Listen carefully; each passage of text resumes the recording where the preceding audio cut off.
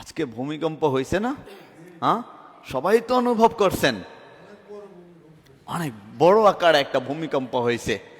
হ্যাঁ, তুরস্কের জমিনে মাত্র 7.8 মাত্রা একটা ভূমিকম্প হয়েছিল।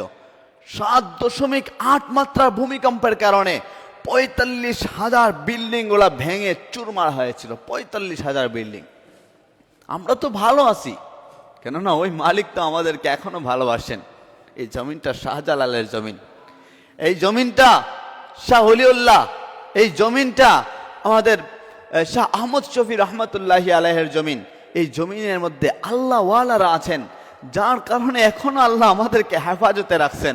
আজকের যে ভূমিকম্পটা হয়েছে অনেক বড় দুর্ঘটনা হওয়ার কথা ছিল, কিন্তু ক্ষমতা আপনি যতই দেখান না কেন, মালিক বলে সামান্য মাত্রায় ভূমিকম্প দিয়ে তোমার বুকের ভিতরে ধপধপ শব্দ আমি করাই দিতে পারি।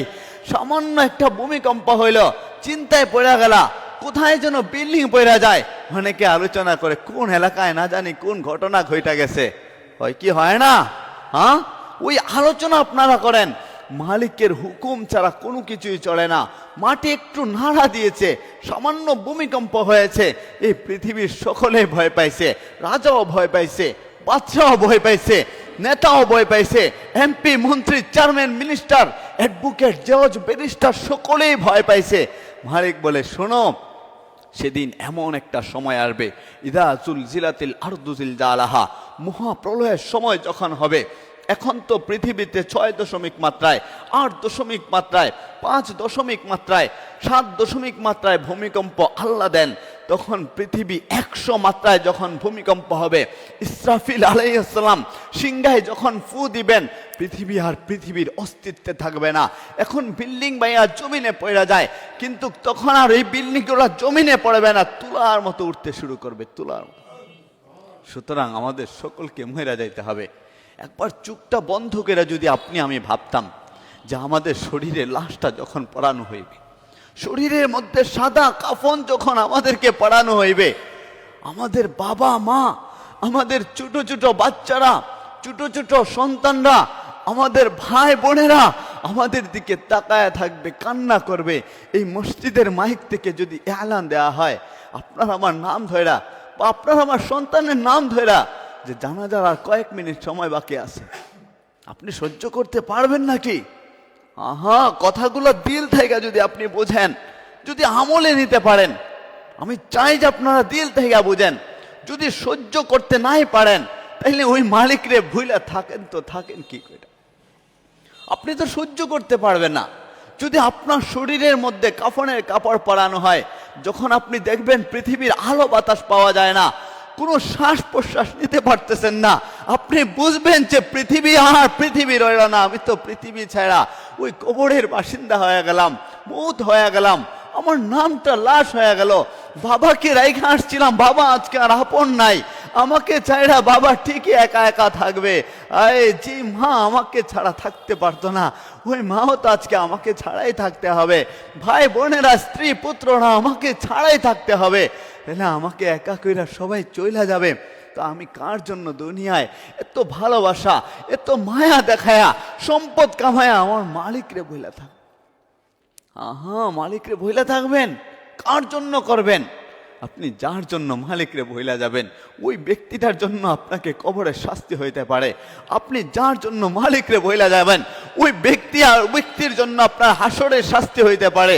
আপনি যার জন্য দুনিয়ার মুহে পয়রা ওই আমার আল্লাহকে ভইলা গেলেন, আল্লাহ বলে তোমার সব কিছু তো আমার হাতের মুঠোই, আমি চাইলে তোমাকে দান করতে পারি, চাইলে বাদশা বানাইতে পারি, চাইলে ফকির বানাইতে পারি।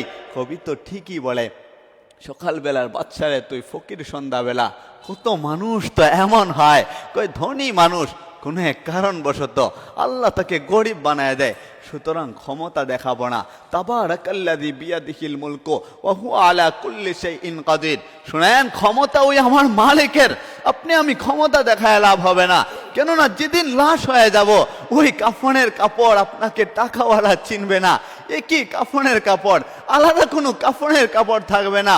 যেদিন আপনি লাশ হয়ে যাবেন, আপনি যত শিল্পপতি হন না কেন, আবার যদি ওই যে ট্রাক ড্রাইভার হয়, রিক্সা ড্রাইভার হয়, ভ্যান ড্রাইভার হয়, কৃষক হয়, সকলকে একই কাফনের ভিতরে রাখা হবে, সকলকে এই বাড়ির আপনাদের মসজিদের খাটিয়ার মধ্যে রাখা হবে, ওই গোসলখানায় সকলকে নেওয়া হবে।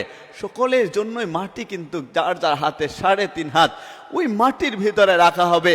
মাটির উপরেও কিন্তু মাটি থাকবে, কারোর জন্য স্বর্ণ খচিত, রৌপ্য খচিত, হীরা খচিত কোনো কিছুই থাকবে না, আলাদা সজ্জিত করা হবে না। সুতরাং যেহেতু সকলের জন্যই ওইটা সমান, মিনহা খালাকনাকুম ওয়া ফিহা নুঈদুকুম ওয়া মিনহা নুখরিজুকুম তারাতান উখরা, তাহলে কিসের আমরা বাহাদুরি করব? মরে যাওয়ার পরে যখন মসজিদের মাইক থেকে আলান আসবে, মা কাঁদবে, বাবা কাঁদবে, ভাই বোনেরা কাঁদবে, আত্মীয় স্বজনেরা চিৎকার দিয়ে কাঁদবে, চোখের পানি জড়ায় জড়ায় কাঁদবে, সকলেই যখন কান্নায় জর্জরিত হয়ে যাবে, আপনি আমি এতটা নিষ্ঠুর হয়ে যাব, কারো কোনো কথার জবাব দিতে পারবো না। নাকি জবাব দিব কেউ? আপনি আমি অচল হয়ে যাব।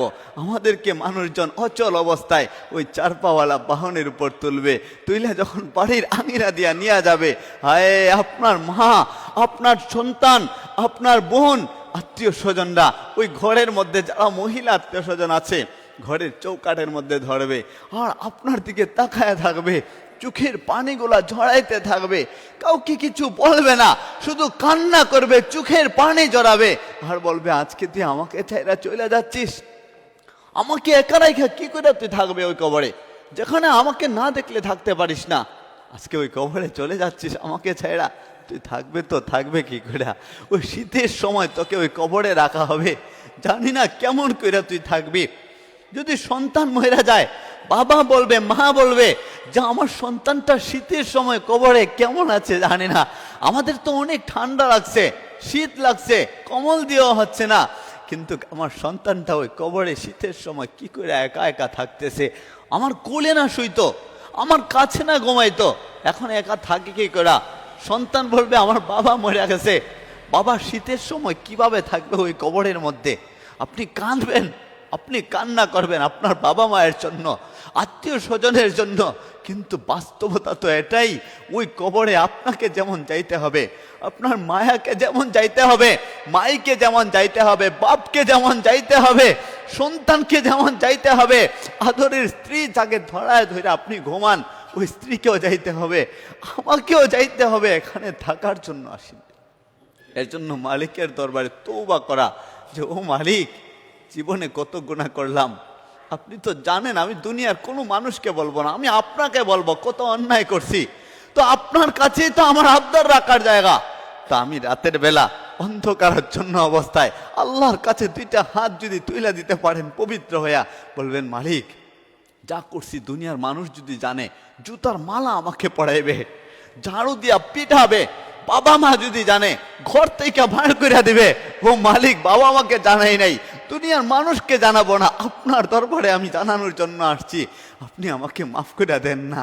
যদি মালিকের দরবারে আপনি বলেন, মালিক বলে, আমরা মালিককে বলে থাকি, আকুল তাংতা গাফুরুর রাহিম, আপনি না বলছেন আপনি গাফুরুর রাহিম, তাহলে আপনি মাফ করে দিলে আপনার অসুবিধা কোথায়? আপনি গাফুরুর রাহিম হয়া যদি মাফ না করেন, আমরা যাব কোথায়? আমাদের তো আপনি ছাড়া আর কেউই নাই। তো ওয়াদা করবেন তো মালিকের কাছে, চাইবেন তো, সকলেই একটু কথা বলি না, চাইবেন তো মালিকের কাছে, আমরা মালিকের কাছে চাইবো, তওবা করবো, কেননা মালিক বলছেন, ইউহিব্বুত তাওয়াবিনা ওয়া ইউহিব্বুল মুতাতাহহিরিন, আপনি পবিত্র হয়ে যখন ওই আল্লাহর দরবারে তওবা করবেন, আপনি তওবা করতে দেরি আল্লাহ আপনার জীবনের সমগ্র গুনাহ খাতাকে মাফ করতে দেরি করবে না। বলেন না, চিৎকার দিয়ে বলেন না।